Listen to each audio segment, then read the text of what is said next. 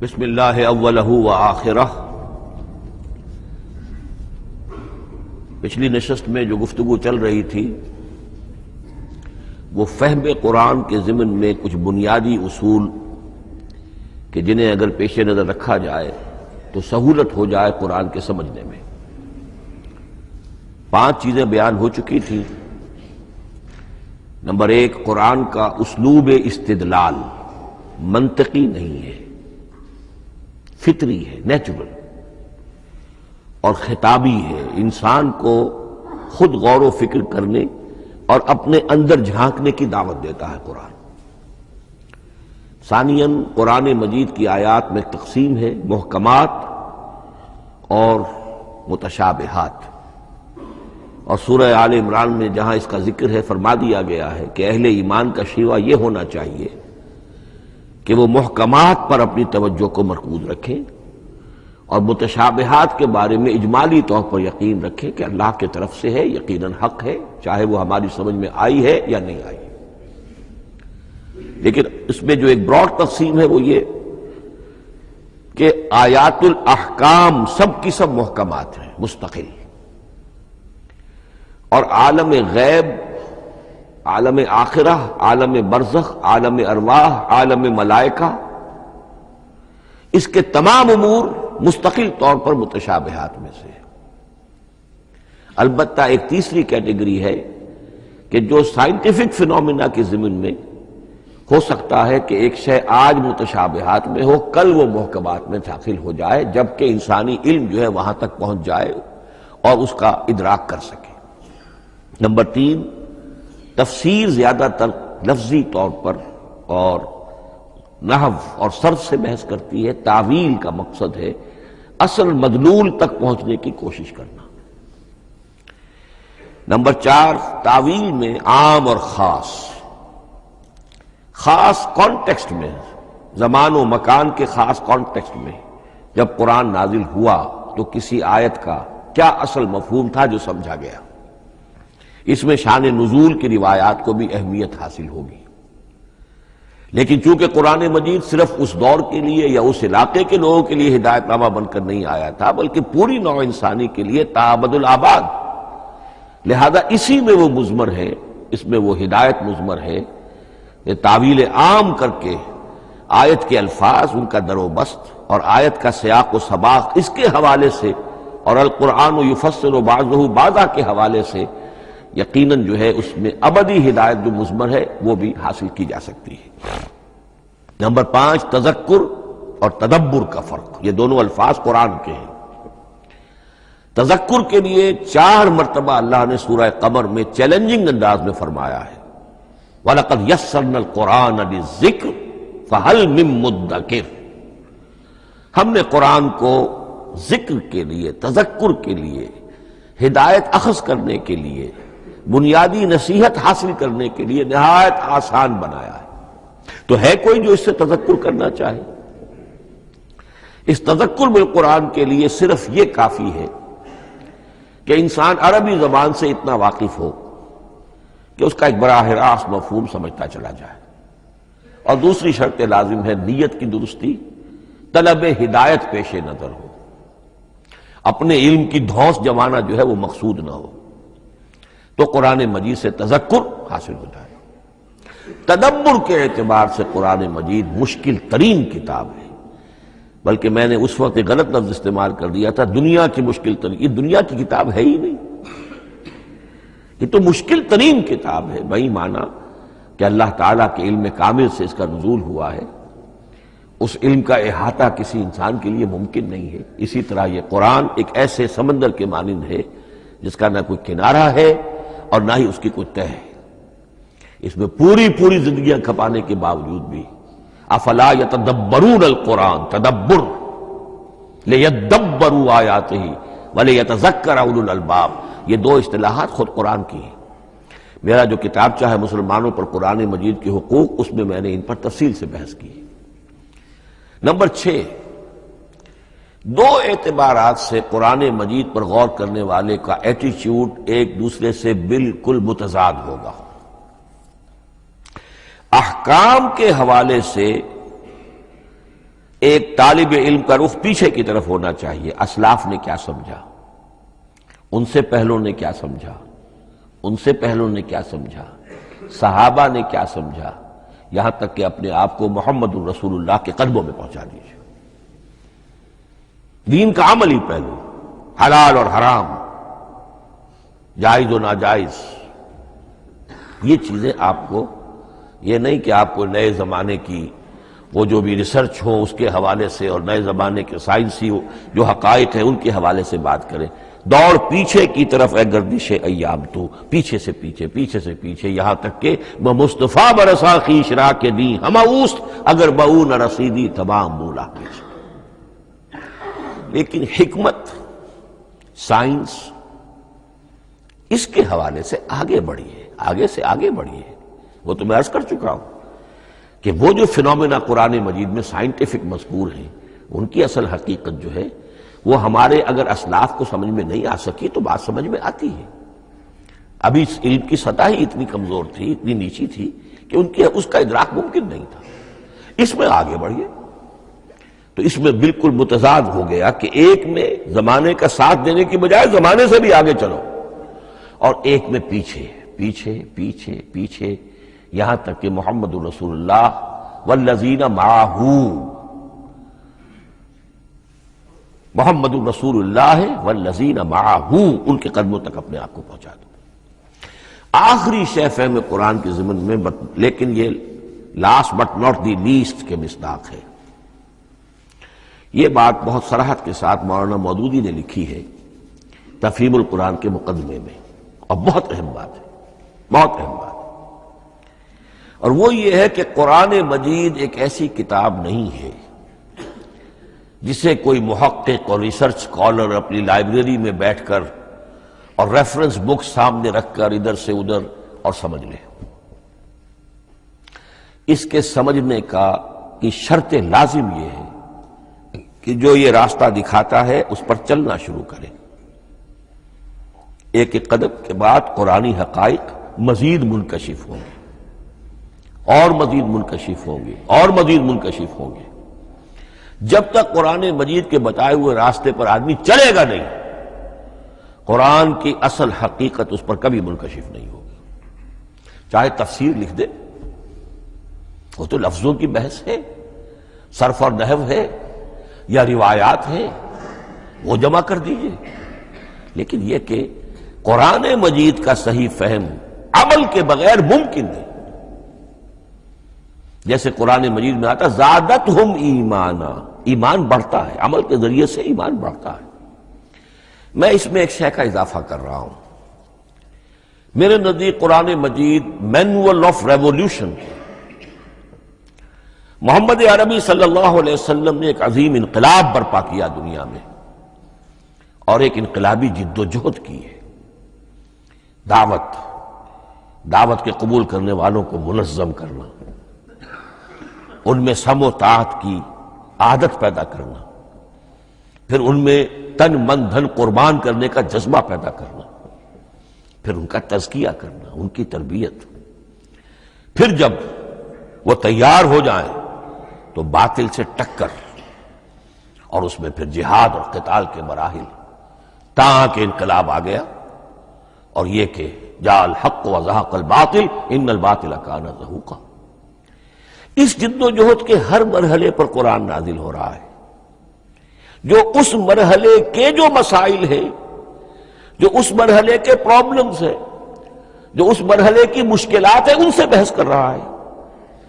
اب اگر کوئی فرد یا کوئی گروہ اس پروسیس میں وہ داخل ہی نہیں، وہ سمجھ ہی نہیں سکتا کہ یہ جو بات کہی جا رہی ہے اس کا اصل محل کیا ہے، مقام کیا ہے، کیوں کہی جا رہی ہے، وہ تو جب اسی قسم کی انقلابی جد و جہد میں کوئی خود مبتلا ہوگا تو اسے معلوم ہوگا یہ تھی وہ مشکل، یا یہ تھا وہ مسئلہ، یا یہ تھا وہ مرحلہ جو اس وقت کی جو جد و جہد تھی محمد الرسول اللہ والذین معہ کی، کہ اس وقت یہ آیات نازل ہوئی۔ اس طریقے سے مینول آف ریولوشن میں کہا کرتا ہوں، چونکہ ہماری جو طب کی تعلیم ہوتی ہے ان میں مینول آف ڈسیکشن سب سے پہلے جو ہے اناٹمی پڑھائی جاتی ہے اور ڈیڈ باڈی کی ڈسیکشن ہوتی ہے، تو مینول آف ڈسیکشن جو ہے وہ پہلی کتاب ہوتی ہے جو ہمیں ملتی ہے۔ یہ ہوتا ہے، بتایا جاتا ہے یہاں ذرا شکاف دو اور یہ کھال کو کاٹو، اس کے اندر تمہیں یہ نظر آئے گا، یہ فیشیا ہے، پھر اسے اس کے اندر ایک اور شگاف دو، یہ نظر آئے گا۔ بالکل اسی طریقے سے قرآن مجید کی انگلی پکڑ کر اگر آپ چلیں گے تو پھر درجہ بدرجہ قرآن آپ پر منکشف ہوتا چلا جائے گا۔ اور اگر آپ نے اسے صرف ایک اکیڈمک ایکسرسائز بنا لیا، ایک علمی بات ہے، اس سے آگے کچھ نہیں، تو قرآن مجید کا جو اصل لب لباب ہے، جو اصل اس کا جوہر ہے، وہ کبھی منکشف نہیں ہوگا۔ اب آئیے ایک اہم موضوع، اعجاز قرآن کے وجوہ کیا ہیں۔ پہلی بات تو یہ سمجھ لیجئے کہ قرآن مجید کی حقانیت پر بنیادی طور پر دو قسم کی دلیلیں ہیں۔ ایک دلیل خارجی ہے، خارجی دلیل محمد الرسول اللہ صلی اللہ علیہ وسلم کی شخصیت اور آپ کا کارنامہ، الصادق الامین، قد لبثت فیکم عمرا، میں تمہارے مابین ایک عمر گزار چکا ہوں، تم نے مجھے دیکھا، میرا کردار دیکھا، تم نے خود مجھے الصادق اور الامین کا جو ہے خطاب دیا، تو خود حضور کی شخصیت دلیل ہے قرآن مجید کی حقانیت پر۔ اس اعتبار سے ایک مضمون بہت اہم ہے، اور وہ یہ کہ قرآن اور محمد صلی اللہ علیہ وسلم اس طرح ایک دوسرے کے ساتھ جڑے ہوئے ہیں، گتھے ہوئے ہیں، ایک وحدت بن گئے ہیں، ایک آرگینک ہول بن گئے ہیں کہ ایک دوسرے کے لیے شاہد بھی ہے اور ایک دوسرے کے لیے کمپلیمنٹری بھی ہے، جس کے لیے میں دو مقامات سے استشہاد کروں گا۔ سورہ بینہ میں فرمایا لم یکن الذین کفروا من اہل الکتاب والمشرکین منفکین حتی تأتیہم البینہ، اہل کتاب میں سے اور کفار میں سے، مشرکین میں سے جو لوگ جنہوں نے کہ کفر کیا تھا، وہ علیحدہ نہیں کیے جا سکتے تھے جب تک کہ بینہ نہ آ جاتی۔ اب بینہ کیا ہے؟ رسول من اللہ یتلو صحفا مطہرۃ فیہا کتب قیمہ، بینہ دو چیزوں سے مل کر بنی، رسول من اللہ یتلو صحفا مطہرۃ فیہا کتب قیمہ، رسول اور قرآن مل کر بینہ ہے، رسول کی شخصیت بین ہے، اور یہ قرآن مجید کے لیے دلیل ہے۔ دوسری طرف قرآن مجید محمد کی رسالت کا ثبوت ہے، جیسے کہ آپ دیکھتے ہیں یاسین والقرآن الحکیم انک لمن المرسلین، والقرآن الحکیم، قسم ہے اس قرآن حکیم کی، یعنی یہ قرآن حکیم گواہ ہے، شاہد عادل ہے کہ اے محمد آپ اللہ کے رسول ہیں۔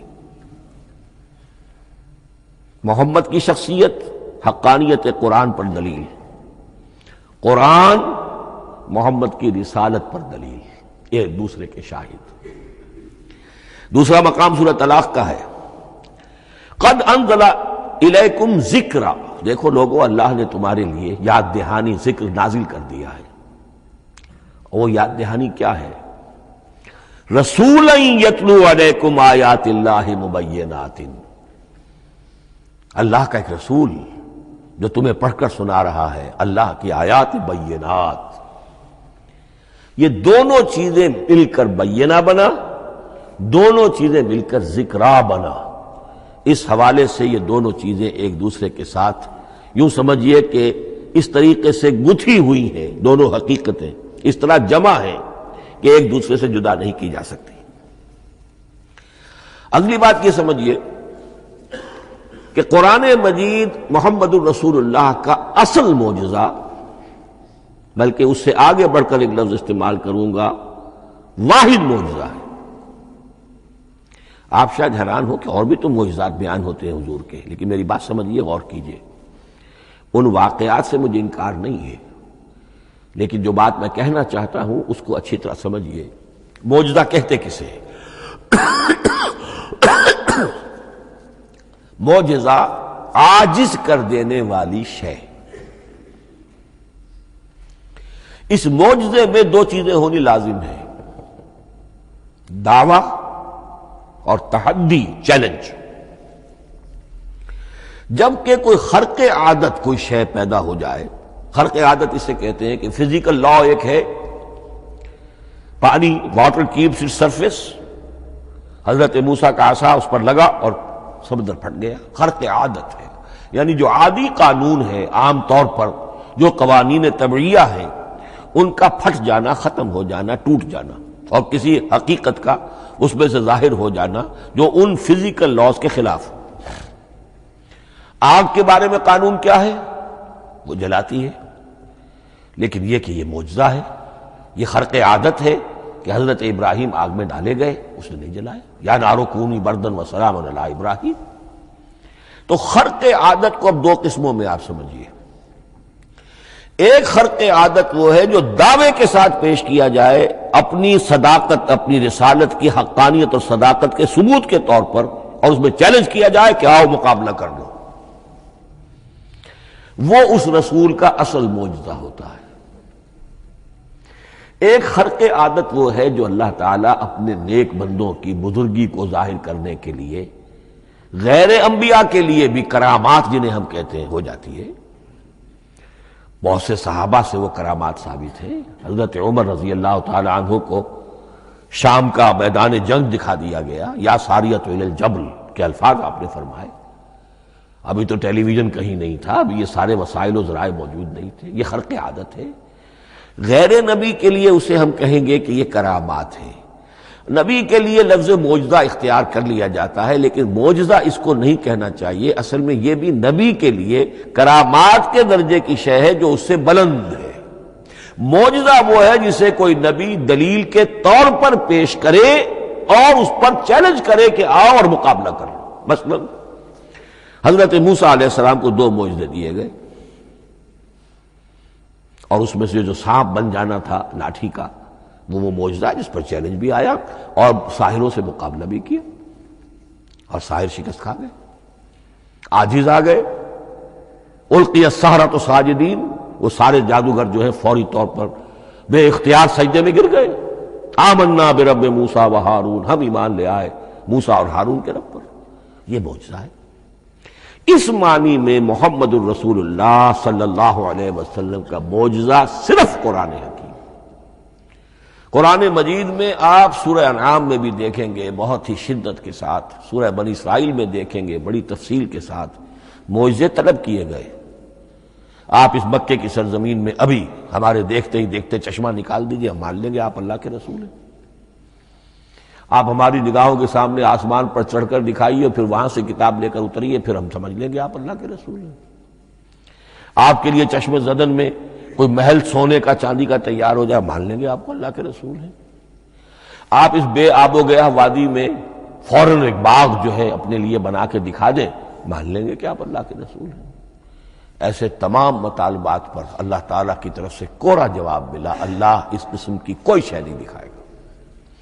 بلکہ سورہ انعام جب ہم پڑھیں گے وہاں تو بہت ہی واقعہ یہ ہے کہ اس کو پڑھ کر رقت طاری ہوتی ہے کہ ایک موقع پر ایسا محسوس ہوتا ہے کہ حضور صلی اللہ علیہ وسلم کی طبیعت مبارکہ میں یہ خیال پیدا ہو گیا کہ اللہ کو ایسی شے ان کو دکھائی دی جائے تاکہ چپ تو ہو جائے، نہ بھی مانیں گے چپ تو ہوں گے، ورنہ تو عوام کے سامنے ان کی دلیل مجھ پر قائم ہو رہی ہے کہ بھائی یہ رسالت کے مدعی ہے، ہم کہتے ہیں معجزہ دکھاؤ، معجزہ نہیں دکھاتے، تو پوزیشن میری جو ہے کمزور ہو رہی ہے۔ وہاں جس انداز میں اللہ نے کہا ہے، ہرگز نہیں، اے نبی اگر آپ کے اختیار میں ہے تو کہیں آسمان پر سیڑھی لگا لیجئے، یا زمین میں سرنگ لگا کے کوئی معجزہ لا سکتے ہو تو لے آئیے، ہم نہیں دکھائیں گے۔ رقت طاری ہوتی ہے۔ تو حضور کا معجزہ اس معنی میں صرف ایک ہے اور وہ قرآن ہے۔ اچھا، اس کے لیے کیسے کیسے چیلنج کیے گئے؟ ام یقولون تقولہ بل لا یؤمنون فلیاتوا بحدیث مثلہ ان کانوا صادقین، سورۃ الطور۔ کیا ان لوگوں کا کہنا یہ ہے کہ یہ کلام خود محمد نے موضوع کر لیا ہے صلی اللہ علیہ وسلم؟ تو اگر ایسی بات ہے تو وہ بھی ایسا ہی کلام پیش کر دیں. اس تحدی، اس چیلنج کو کوئی قبول نہیں کر سکا. کم سے کم اس شرافت کا اقرار کرنا پڑتا ہے کہ اس وقت عرب قوم میں یہ شرافت تھی کہ کسی نے اٹیمپٹ بھی نہیں کی. ورنہ کوئی شخص الٹی سیدھی عبارت لکھ کر لے آتا اور کھڑا ہو کر کہہ دیتا کہ ٹھیک میں کہتا ہوں یہ ہے، یہ قرآن کی طرح کا کلام ہے. نہیں، کسی نے نہیں کیا. تاریخ یہ بتاتی ہے کہ اس تحدی کا کوئی کسی نے قبول نہیں کیا.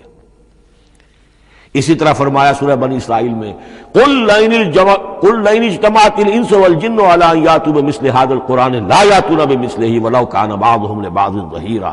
چیلنج ہے، اے نبی کہہ دیجئے اگر تمام انسان، تمام جن مل کر بھی چاہے کہ ایسی کوئی کتاب وہ مرتب کر لے، نہیں کر سکیں گے، چاہے وہ سب کے سب ایک دوسرے کی مدد کریں. ہے کہ نہیں چیلنج؟ اسی طریقے سے سورہ ہود میں فرمایا، اب اس کو کہتے ہیں برسبیل تنزل، پوری کتاب نہیں لا سکتے قرآن جیسی، چلو تو 10 سورتیں ہی لے آؤ. قُلْ فَاتُوا بِعَشْرِ سُوَرٍ مِثْلَهُ مُفْتَرَيَاتٍ، اے کہیے اے نبی، سورہ ہود کی آیت نمبر 13 ہے، اس جیسی کوئی 10 سورتیں ہی لے آؤ. 114 نہ صحیح، 10 صحیح. یہ بھی نہیں ہوا تو برسبیل تنزل اور سورہ یونس میں فرمایا قُلْ فَاتُوا بِسُورَةٍ مِّن مِثْلِهِ، ایک سورت ہی لے آؤ. اور اسی کو سورہ بقرہ کے 30 رکوع میں دہرایا گیا، وَإِن كُنتُمْ فِي رَيْبٍ مِّمَّا نَزَّلْنَا عَلَىٰ عَبْدِنَا فَأْتُوا بِسُورَةٍ مِّن مِّثْلِهِ وَادْعُوا شُهَدَاءَكُم مِّن دُونِ اللَّهِ إِن كُنتُمْ صَادِقِينَ. لیکن نوٹ کر لیجئے کہ کسی نے یہ جرأت نہیں کی، نہ قرآن کے اس دعوے کو چیلنج کیا، نہ کسی نے مقابلے کی کوشش کی، نہ کوئی اپنی کوئی تصنیف و تالیف یا اپنا کوئی کمپوزیشن لا کر اور یہ دعویٰ کر کے کھڑا ہوا کہ جمع کر لیجئے، منصف بلا لیجئے، کوئی کمیشن بٹھا لیجئے، میرا یہ کلام بھی بالکل ہم وزن ہے اس کلام کے. نہیں. اب ہمیں دیکھنا یہ ہے کہ وجوہ اعجاز قرآن مجید کے کیا کیا ہے. معجزہ تو یہ ہے، حضور کا اصل معجزہ یہ ہے، لیکن معجزہ کس کس پہلو سے ہے؟ یہ ایک ایسا موضوع ہے کہ جس پر پوری تصانیف لکھی گئی ہیں. وجوہ الاعجاز، وجوہ اعجاز القرآن، قرآن کے معجزہ ہونے کے کون کون سے پہلو ہیں. اس کا واقعہ یہ ہے کہ احسان ناممکن ہے، اور جیسے جیسے زمانہ آگے بڑھے گا اس کے اور پہلو واضح ہوتے جائیں گے. سنوریہم آیاتنا فی الآفاق وفی انفسہم حتی یتبین لہم انہ الحق. لیکن یہ کہ کس کس پہلو سے یہ معجزہ ہے، چند موٹی موٹی باتیں ضرور سمجھ لیجئے.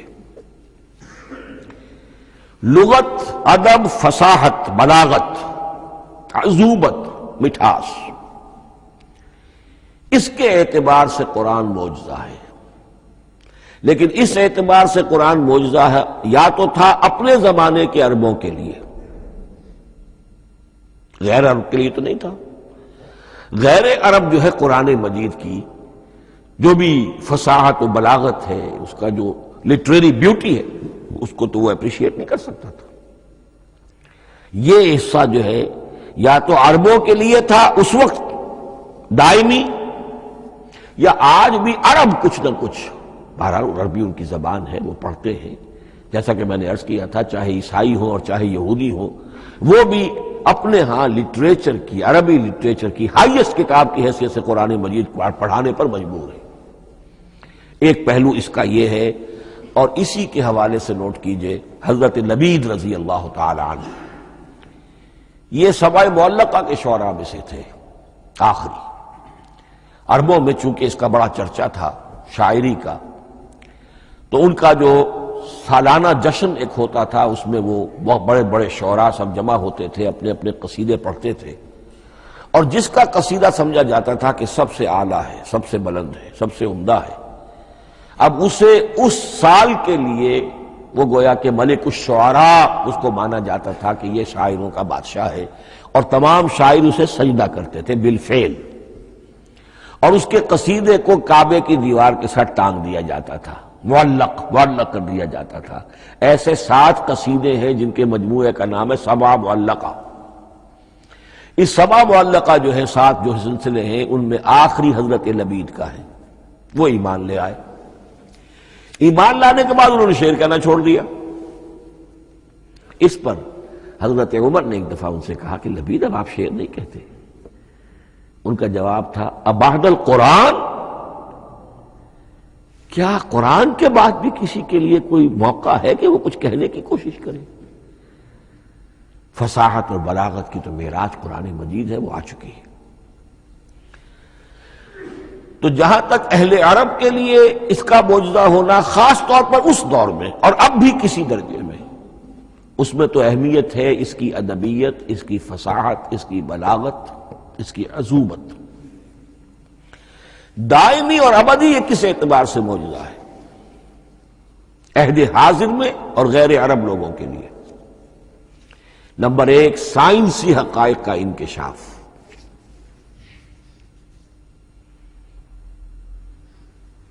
جس طریقے سے کہ یہ سائنسی حقائق منکشف ہوتے چلے جا رہے ہیں ابدی طور پر. میں ڈاکٹر مورس بکائی کا حوالہ دے چکا ہوں اور پروفیسر ڈاکٹر کیتھل مور کا حوالہ دے چکا ہوں، ان کو ذہن میں رکھیے. سنریہم آیاتنا فی الآفاق وفی انفسہم حتی یتبین لہم انہ الحق. نمبر دو، حضور کا وہ کارنامہ کہ آپ نے ایک عظیم انقلاب برپا کر کے دکھایا اور وہ نظام قائم کر کے دکھایا کہ جس سے بہتر، جس سے عادلانہ، جس سے زیادہ منصفانہ کوئی نظام دنیا میں نہ آج تک قائم ہوا ہے اور نہ اس کی کوئی دوسری نظیر پیش کی جا سکتی. یہ ہے سب سے بڑا معجزہ، اور معجزہ ہوا قرآن سے. اتر کر حرا سے سوئے قوم آیا اور ایک نسخہ کیمیا ساتھ لایا. یہ سارا معجزہ، جیسا کہ میں نے شروع میں عرض کیا ہے، محمد اور قرآن دونوں مل کر بینہ بھی ہے تو رسول من اللہ یتلو صحفا مطہرۃ فیہا کتب قیمہ، اور قد انزل الیکم ذکرا رسولا یتلو علیکم آیات اللہ المبینات. یہ معجزہ جو ہے جس کے حوالے سے دنیا میں بڑی بڑی شخصیات نے شہادت دی. ایم این رائے اس صدی کا ایک بہت بڑا انقلابی شخص، کمیونسٹ انٹرنیشنل کا رکن. اس صدی کی ابتدا میں جو شعلہ تھا، جو غلغلہ تھا، جو ولولہ تھا بولشوک ریولوشن کا، اور جو دنیا کے اندر ایک دھوم مچ گئی تھی، اس کو ذہن میں رکھیے. اور اس میں کمیونسٹ انٹرنیشنل کا رکن ایم این رائے 1920 میں اس نے لاہور میں ایک خطبہ دیا تھا، ہسٹوریکل رول آف اسلام. اس نے کہا تھا تاریخ انسانی کا عظیم ترین انقلاب وہ ہے کہ جو محمد نے برپا کیا صلی اللہ علیہ وسلم. آج بھی یہ کتاب بھارت میں چھپتی ہے، بامبے کا ایک پبلشر شائع کرتا ہے، historical role of Islam by M N Roy. پھر آگے چلیے، ایچ جی ویلز اگرچہ انتہائی رقیق حملے کرتا ہے حضور کی زندگی کے بعض پہلوؤں پر، جیسے رشدی نے کیے ہیں یا جیسے تسلیمہ نسرین ایک بنگالی خاتون نے کیے ہیں، اسی طرح کے حملے کیے اس نے بھی. اور یہ اس لیے بتا رہا ہوں کہ یہ اسٹیبلش ہو جائے کہ وہ دوست نہیں ہے، دشمن ہے. عربی کا ایک مقولہ یہ ہے کہ الفضل ما شہدت بہ الاعداء، اصل فضیلت تو اس شے کی ہے جس کی گواہی دشمن دے.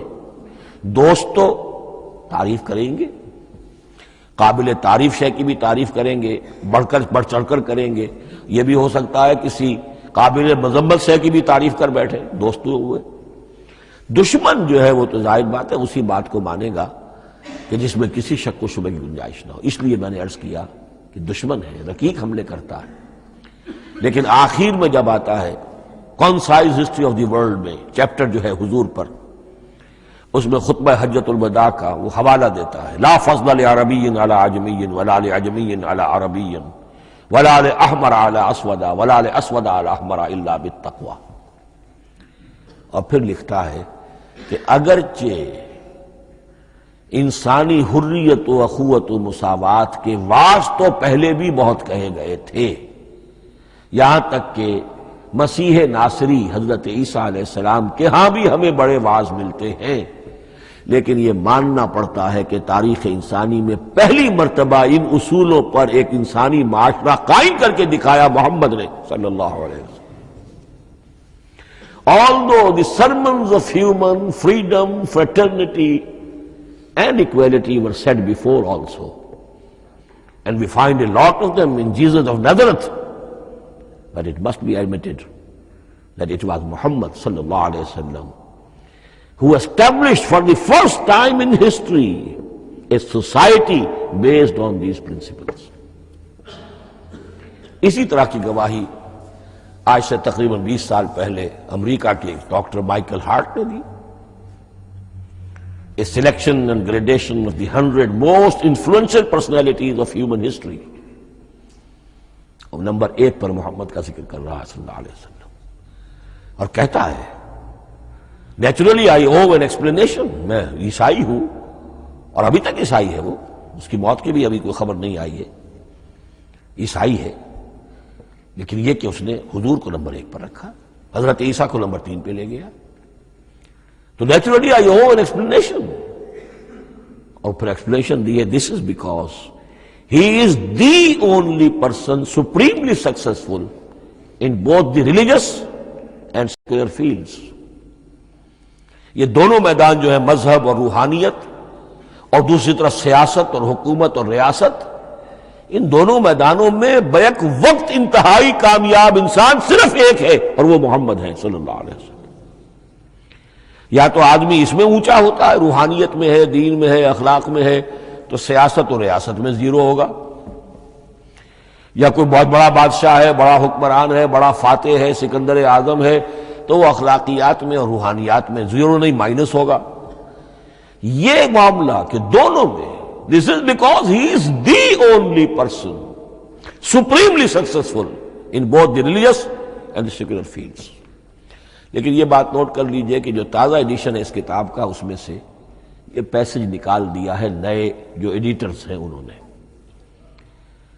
اس کے لیے آپ کو کسی پرانے ایڈیشن سے رجوع کرنا پڑے گا، concise history of the world, اور وہ لائبریریوں میں مل جائے گا. علامہ اقبال نے اس بات کو یوں بیان کیا ہے، ہر کجا بینی جہان رنگ و بو، کہ از خاکش بروید آرزو، یاد نور مصطفیٰ اورا بہاس، یا ہنود اندر تلاش مصطفیٰ است. اس دنیا میں تمدن کے اعتبار سے، اخلاق کے اعتبار سے، معاشرت کے اعتبار سے کہیں کوئی خوبی اگر تمہیں نظر آتی ہے، کوئی رمق نور کی، خوبی کی، بھلائی کی، رنگ و بو، جان لو کہ یا تو وہ نور محمدی سے مستعار لی گئی ہے، اور یا ابھی تک انسان ابھی محمد کی تلاش میں ہے، ادھر جا رہا ہے، قافلہ ادھر جا رہا ہے، نوع انسانی کا چاروں ناچار ادھر جا رہا ہے. سوشل ایوولوشن کا پروسیس انسان کو افراط و تفرید کے دھکوں کے باوجود تدریجاً لے کر جا رہا ہے بحیثیت مجموعی پوری مین کائنڈ کو اسی بات کی طرف کہ جس کی طرف دعوت دی تھی محمد رسول اللہ صلی اللہ علیہ وسلم. ہر کجا بینی جہان رنگ و بو، کہ از خاکش بروید آرزو، یا ز نور مصطفیٰ اورا بہاست، یا ہنود اندر تلاش مصطفیٰ است. اسی اعتبار سے میں ایک بات اور کہہ رہا ہوں، اس پہلو سے واقعہ یہ ہے کہ میرے نزدیک اس دور میں اعجاز قرآن کی سب سے بڑی نمائندہ شخصیت، اعجاز قرآن کا سب سے بڑا مظہر علامہ اقبال کی ذات ہے. 20ویں صدی کا مفکر، فلسفی، مشرق و مغرب کے فلسفے پڑھ چکا،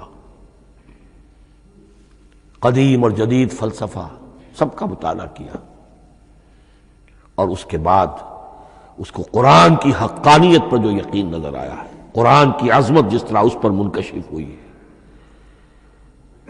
وہ واقعہ یہ ہے کہ مجھے کم سے کم اپنی محدود معلومات کی حد تک عظمت قرآن کا وہ انکشاف کسی دوسرے شخص پر نظر نہیں آتا. انہوں نے جس طریقے سے مرثیے کہے کہ مسلمان قوم نے کس طرح قرآن کو چھوڑا ہوا ہے، واعظ ہے تو قرآن سے نہیں کہیں اور سے،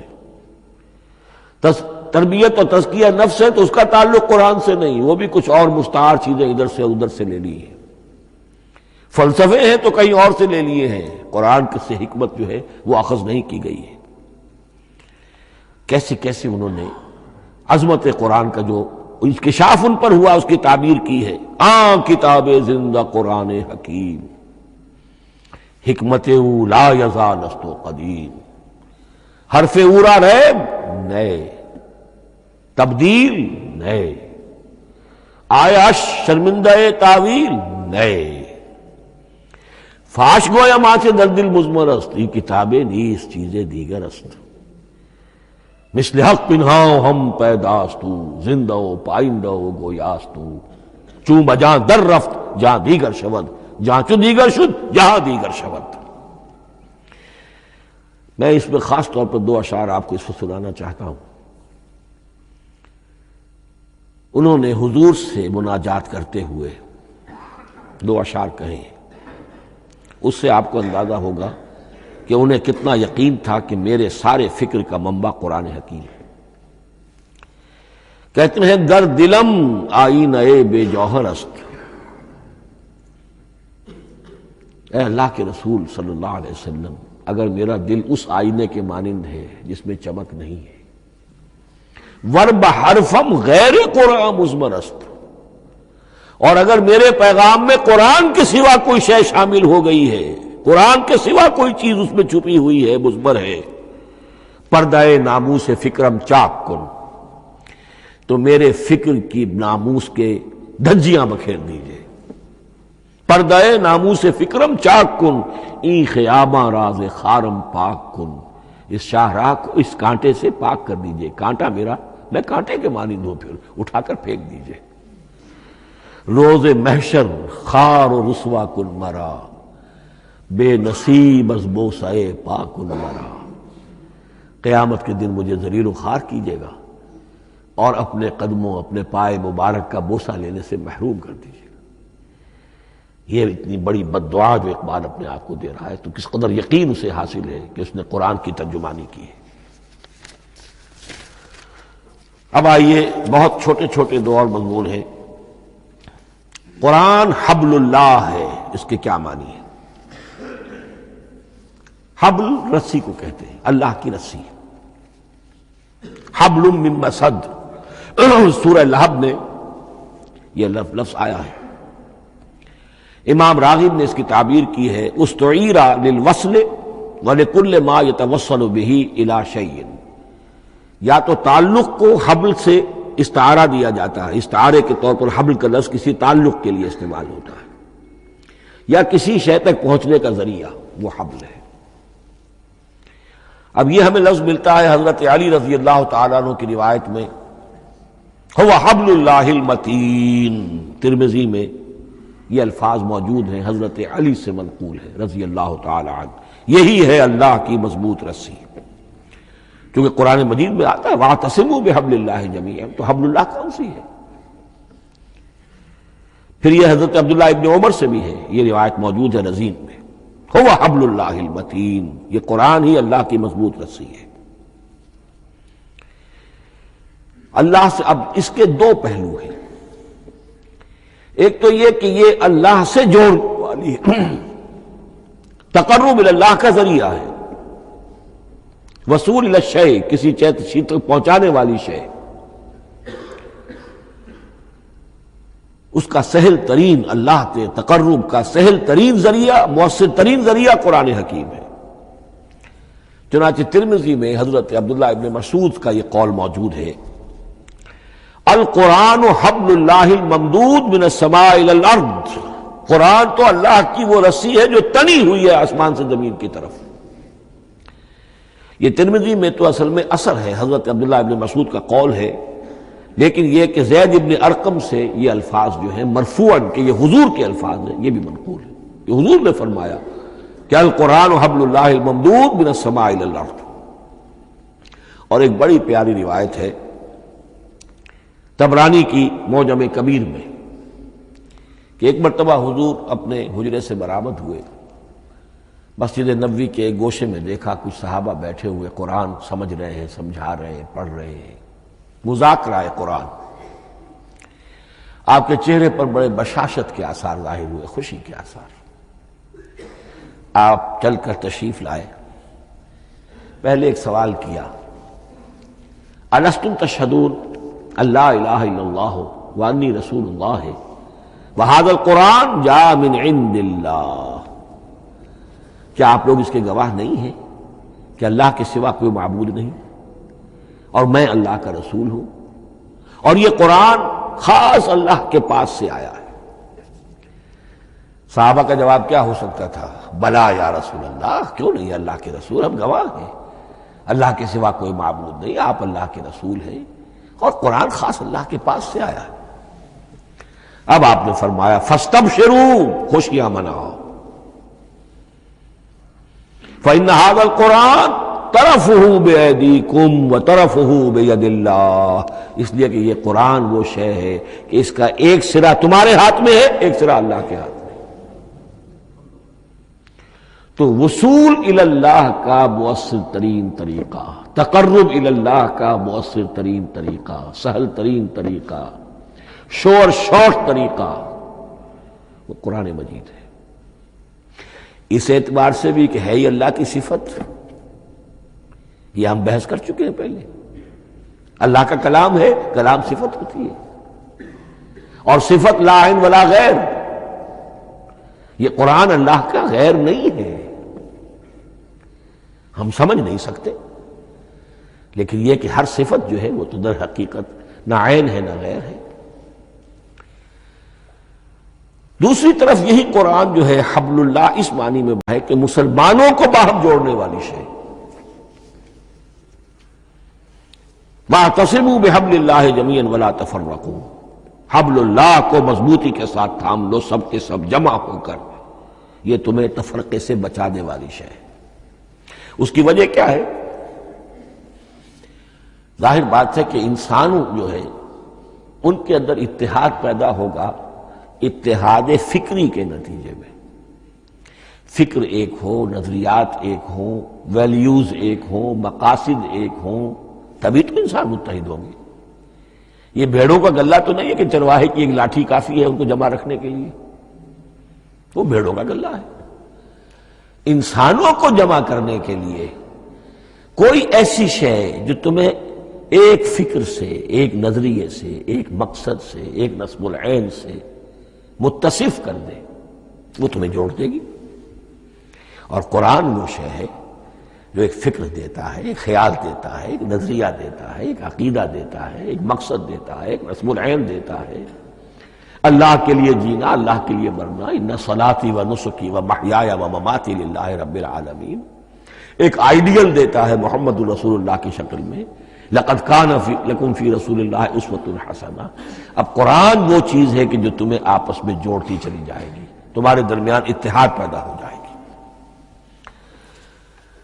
آخری چیز، مسلمانوں پر قرآن مجید کے حقوق کیا ہیں. یہ صرف اشارہ کروں گا اس لیے کہ اس پر میرا کتابچہ موجود ہے، اور اس کتابچے کو اللہ تعالیٰ نے بہت قبول عام عطا فرمایا. اس کا انگریزی ترجمہ کیا ایک صاحب نے، از خود کیا، خود ہی ٹائپ کیا، خود ہی چھپوایا. عربی ترجمہ ایک صاحب نے کیا، خود کیا. فارسی ترجمہ ایک صاحب نے کیا، خود کیا، بغیر کسی معاوضے کے. ملیشیا میں وہ چھپ چکا ہے، لاکھوں کی تعداد میں عام ہو چکا ہے. پھر میں نے ایک موقع پر 1970 میں رمضان مبارک کے دوران آخری عشرے میں مولانا بن نوری رحمۃ اللہ علیہ تشریف لائے ہوئے تھے مدینہ منورہ، اور میں نے بھی وہ پورا رمضان مبارک اس سال وہیں کیا تھا.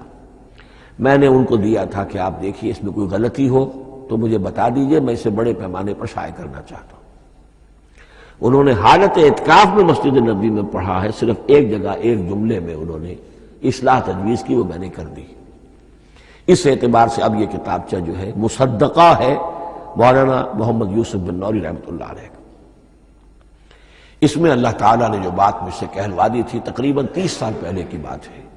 ہر مسلمان پر قرآن مجید کے 5 حقوق حسب استعداد و توفیق عائد ہوتے ہیں. پہلے یہ کہ اس پر ایمان ہو جیسا کہ ایمان کا حق ہے، صرف زبانی ایمان نہیں، دل سے یقین کہ یہ اللہ کا کلام ہے.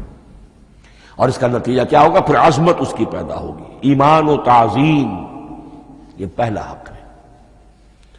تلاوت و ترتیل، اس کو پڑھے جیسے کہ پڑھنے کا حق ہے، پھر سمجھے جیسے کہ سمجھنے کا حق ہے، تذکر و تدبر، پھر عمل کرے، انفرادی طور پر بھی اجتماعی طور پر بھی۔ انفرادی طور پر جو آپ کی زندگی کے معاملات ہیں وہ آپ قرآن کے مطابق طے کریں، قومی سطح پر حکومت اور ریاست اور قانون اور سیاست، اس کے سارے تقاضے قرآن کے مطابق پورے ہوں، اور آخری یہ کہ اس قرآن کو پہنچائیں اور عام کریں، جس کے لیے حضور نے اس حد تک اس میں عمومیت کر دی ہے کہ بلغوا انی ولو آیۃ، پہنچاؤ میری جانب سے خواہ ایک ہی آیت پہنچاؤ، میرا کوئی امتی اس سعادت سے بالکل محروم نہ رہ جائے۔ اول تو خیرکم من تعلم القرآن وعلمہ، تم میں سے بہترین لوگ وہ ہیں جو اسی کے لیے اپنے آپ کو وقف کر دیں، قرآن پڑھیں اور پڑھائیں، سیکھیں اور سکھائیں، سمجھیں اور سمجھائیں، اس لیے کہ سمجھنے اور سمجھانے، سیکھنے اور سکھانے، پڑھنے اور پڑھانے کا بھی کوئی ایک لیول تو نہیں ہے، ایک عام لوگوں کی سطح ہے، ایک ان سے اوپر کی سطح ہے، ایک انٹلیکچوئلز کی سطح ہے، ایک جینیس لوگوں کی سطح ہے۔ ان تمام سطحوں پر قرآن کو سمجھانے کے لیے، پہنچانے کے لیے خود بھی تو اوپر اٹھنا پڑے گا، خود اسے سیکھنا پڑے گا، خود اس کی گہرائی میں غوطہ زنی کرنی پڑے گی، اور یہ ایک لائف لانگ پروسیس ہے، یہ کوئی پارٹ ٹائم جاب نہیں ہے، یہ کوئی صرف پیس ٹائم نہیں ہے، یہ کوئی ہابی نہیں ہے، ہمہ وقت ہمہ تن، خیرکم من تعلم القرآن وعلمہ۔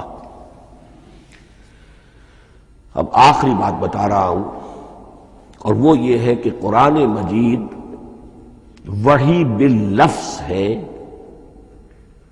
صرف وحی بالمعنی نہیں ہے۔ یہ بحث اصل میں کیونکہ ہمارے پڑھے لکھے طبقے میں کچھ زیادہ ہو جاتی ہے، خاص طور پر جو مشنری اسکولوں وغیرہ میں پڑھے ہوں اور عیسائیت اور اس کے عقائد اور اس کے فلسفے کی کوئی تھوڑی بہت ان کو کوئی چھوت لگ گئی ہو۔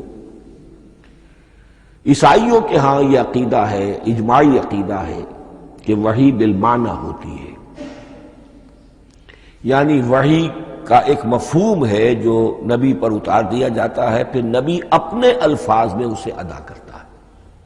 لفظ اللہ کے نہیں ہوتے، لفظ نبی کے ہوتے ہیں، مفہوم اللہ کا ہوتا ہے۔ ان کے لیے مجبوری یہ ہو چکی ہے جس کی وجہ سے انہیں یہ عقیدہ اپنانا پڑا کہ کوئی ایک انجیل ہے ہی نہیں، 104 انجیلوں میں سے وہ انہوں نے 4 سلیکٹ کی تھی کینونیکل گاسپلز، باقی جو ہیں وہ اب وہ ان کو مستند نہیں مانتے، اپوکریفل کہتے ہیں۔ اور میں نے ایک مرتبہ ایک پادری صاحب سے، مسٹر وائٹ ہوتے تھے منٹگومری میں نے ان سے پوچھا which one of them is Bible؟ یہ متی اور یہ لوک اور مارکس اور جان، ان میں سے کون سی بائبل کون سی ہے؟ تو اس نے جواب دیا none of them is Bible. Bible is in them. ان میں سے کوئی ایک بھی مشخص طور پر، معین طور پر بائبل نہیں ہے، بائبل ان میں ہے بحیثیت مجموعی۔ لہذا ان کے لیے یہ عقیدہ جو ہے وہ لازم سا ہو گیا۔ ہمارے ہاں بھی بعض فلاسفہ نے اس قسم کی باتیں کی ہے کہ جن سے یہ دھوکہ لگتا ہے، لیکن میں خاص طور پہ چونکہ علامہ اقبال کا تذکرہ میں نے آج کیا ہے، اسی حوالے سے میں ان کا ایک واقعہ بیان کرنا چاہتا ہوں۔ ایف سی کالج لاہور کے پرنسپل تھے ڈاکٹر یوئنگ۔ ایک دعوت تھی، اس میں علامہ بھی تھے، وہ بھی تھے۔ تو ڈاکٹر یوئنگ نے کہا، وہ بڑا فلسفی تھا، کہ ڈاکٹر اقبال ہم نے سنا ہے کہ آپ بھی وحی باللفظ کے قائل ہیں، آپ جیسا پڑھا لکھا شخص، عالم، دانا۔ علامہ اقبال نے فرمایا جی ہاں، اور مجھے تو اس کا ذاتی تجربہ ہے، مجھ پر تو جو شعر نازل ہوتے ہیں وہ الفاظ میں ڈھلے ہوئے ہوتے ہیں، میں ان میں تبدیلی کرنا چاہوں تو نہیں کر سکتا۔ تو اگرچہ اس سوال، اس جواب کو ہم کہیں گے کہ یہ الاجوبۃ المسکتہ، مسکت، چپ کر دینے والا جواب تھا کہ جو علامہ اقبال نے دیا، لیکن ذہن میں رکھیے یہ کہ جو وحی باللفظ ہے وہ ختم ہو چکی محمد الرسول اللہ صلی اللہ علیہ وسلم پر۔ وحی رسالت، وحی باللفظ ہے، وہ ختم ہو چکی۔ البتہ الہام، کشف، رویا، القاء، یہ وحی بالمعنی ہے، یہ کوئی ایک شے ہے جو دل میں ڈال دی جاتی ہے۔ اس کے دروازے آج بھی کھلے ہوئے ہیں۔ اور یہ جان لیجئے قرآن مجید کی حقانیت کا جو اصل ثبوت ہے وہ یہ ہے کہ آپ اسے اپنے باطن کے اندر محسوس کریں۔ یہ جو باطنی تجربہ علامہ اقبال نے کہا ہے کہ انسان اپنے باطن میں محسوس کرے کہ ہاں یہ بات ہے، ٹھیک ہے۔ اس کے لیے کہ علامہ ابن قیم رحمۃ اللہ علیہ کا قول ایسا ہے، بڑا پیارا قول ہے، قرآن کے کچھ پڑھنے والے ایسے ہیں جب قرآن کو پڑھتے ہیں تو یوں محسوس کرتے ہیں کہ ہم مصحف سے نہیں پڑھ رہے، لوح قلب سے پڑھ رہے ہیں، ہمارے دل پر لکھا ہوا قرآن موجود ہے۔ یعنی ہماری فطرت، ہمارے اندر کی کوئی حقیقت ہے جو سرٹیفائی کر رہی ہے، توثیق کر رہی ہے، اٹیسٹ کر رہی ہے کہ ہاں یہ ٹھیک ہے۔ اور اس کی وجہ کیا ہے؟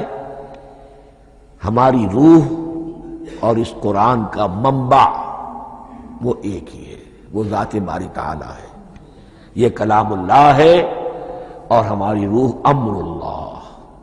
یسألونک عن الروح قل الروح من امر ربی وما اوتیتم من العلم الا قلیلا۔ بس میں اسی پر اکتفا کر رہا ہوں۔ اب گمان غالب یہی ہے کہ کل تو تراویح ہوگی انشاءاللہ، اس لیے کہ سنا یہ ہے کہ آج بھی روزہ تھا سعودی عرب میں، تو اب اس سے زیادہ تو تاخیر اب ممکن نہیں ہے، تو کل انشاءاللہ تعالی دورہ ترجمہ قرآن شروع ہو جائے گا۔ بارک اللہ لی ولکم فی القرآن العظیم ونفعنی وإیاکم بالآیات والذکر الحکیم۔